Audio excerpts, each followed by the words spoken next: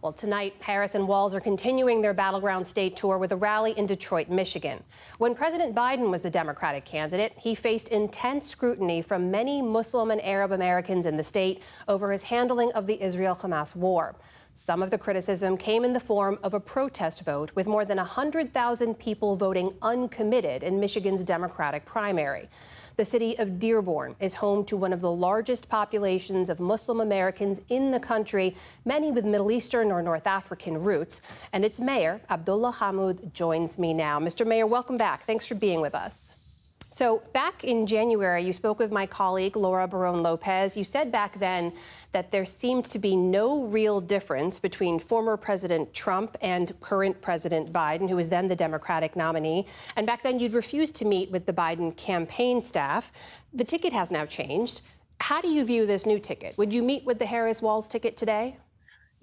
As I've expressed, since President Biden has stepped aside and Vice President Harris has become the nominee for the Democratic Party, we believe the door is cracked open, that there's now opportunity to have dialogue for us to understand, how Vice President Harris will differentiate herself from President Biden on the path for Gaza. We believe that there has to be a course correction. We have seen thus far that she has demonstrated being tough on rhetoric as it pertains to the remarks she made following her private meeting with Benjamin Netanyahu. But more than just being tough on rhetoric, we're hoping that she pairs that rhetoric with tough policy. When you say that the door has been cracked open, is that based, as you say, just on what you've heard from her so far in the way of messaging, or something else? We believe that there's been some good faith measures, for example, not standing behind the war criminal Benjamin Netanyahu as he addressed Congress. The remarks that she made following her private meeting, where it was the first time in a long time that many in the community felt a individual such as the vice president humanized Palestinians, recognized the suffering, and even brought forth that Palestinians deserve the right to self-determination.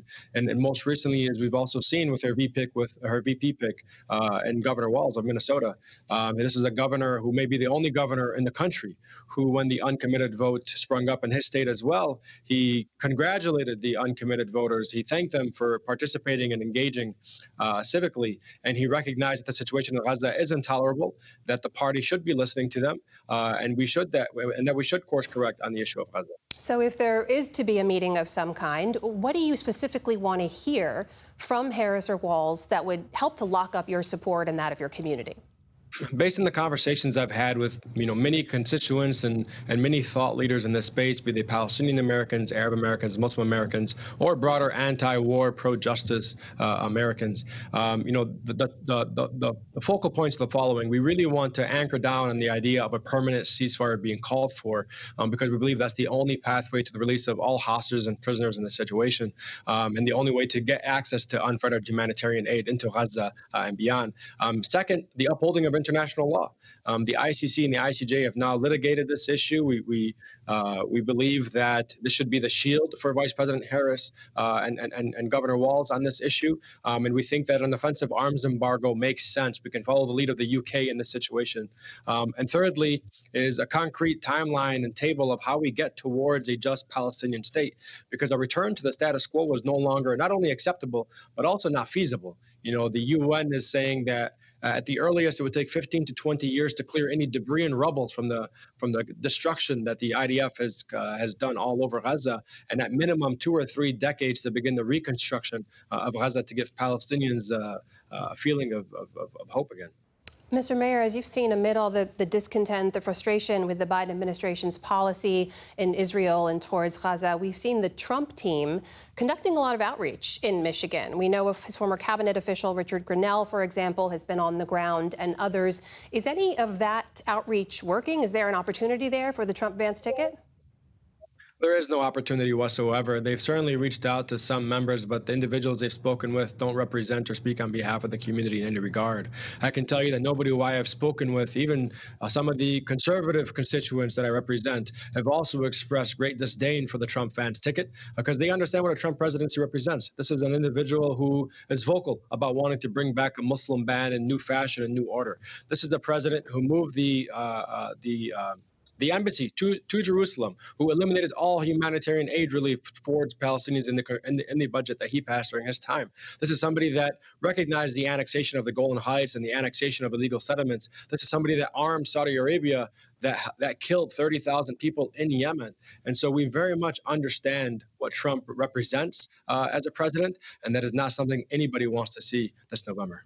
Mr. Mayor, we saw that this issue, U.S. policy towards Israel, the mounting death toll of Palestinians, was enough of an animating issue for thousands of people to vote uncommitted back during the primaries.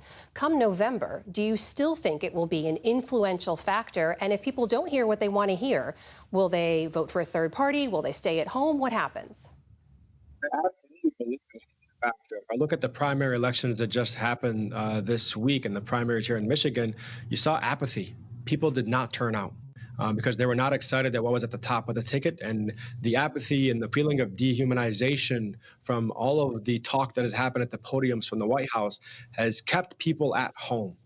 What inspires and draws people to come out in November is hope. People want a hopeful message. People want to see that their values and principles are represented in the candidate who wants to seek the highest office in the globe. And the issues that we care about are not issues that only people in Dearborn care about, or Arab Americans and Muslim Americans.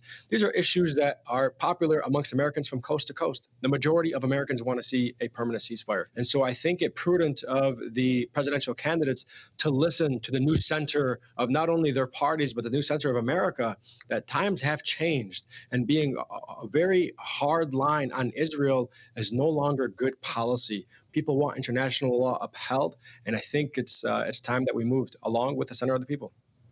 That is the mayor of Dearborn, Michigan, Abdullah Hammoud, joining us tonight. Mr. Mayor, thank you. We appreciate your time.